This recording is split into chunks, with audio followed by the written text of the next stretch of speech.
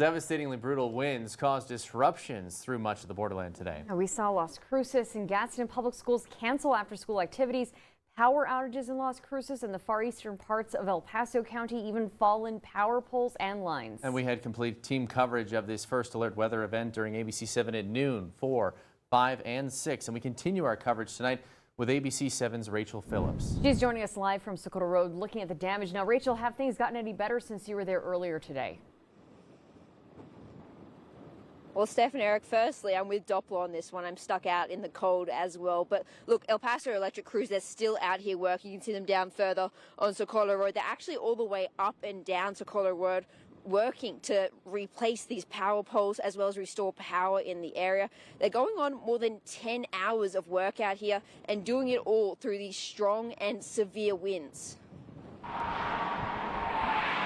Wind speeds of up to 57 miles per hour, ripping through the borderland. Some so strong they caused 23 down power poles and left another 6 leaning. Whoa, what happened? A tornado? Just look, an electric pole snapped in half, another one practically in half, while this one completely uprooted from the ground. Luis Raul Calderon is a builder at a home right across the road from these fallen poles. We came to work, but unfortunately we couldn't because of the winds. We actually came to put the material inside so that it doesn't get wet or damaged. And we ran into the surprise that the power poles were down. For the most part, when they fell, they did so on fields. But some weren't as lucky. This house now with a power pole that's trying to become a permanent feature. Best thing to do if you see infrastructure, a downed power line, a broken electric pole, is to simply stay away. That's because lines and poles can be deadly.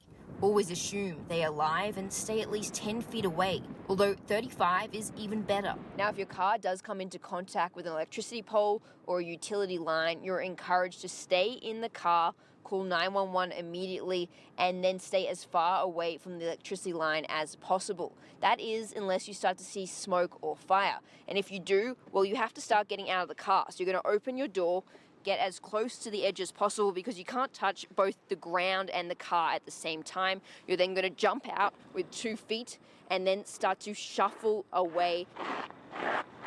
It's no surprise damage was done. Wind so strong our car was shaking. Dust flying up from the ground, swirling around, and trees visibly swaying. But it wasn't just damage. In Las Cruces, there were more than 3,200 without power. Meanwhile, in San Elizario, more than 1,000. Including San Eli High School that lost power for a time too. Others getting a little lucky. We just saw that the lights went off and on. Now, at about 6 p.m., there were about 200 outages still in the area. I just looked at the El Paso Electric map. There's still about 200 in the area, but El Paso Electric crews, they are working tirelessly. Now, if you take a look behind me, you can actually see a steel pole on the ground. That's what they're replacing all of these fallen wooden poles with. I actually just spoke to a crew in the area. They told me they're constantly going back and forth to the warehouse to get more of those steel poles, bring them out to Socorro Road and place them, and then crews will slowly start to put them up. For now, reporting live from Socorro Road, Rachel Phillips, ABC 7.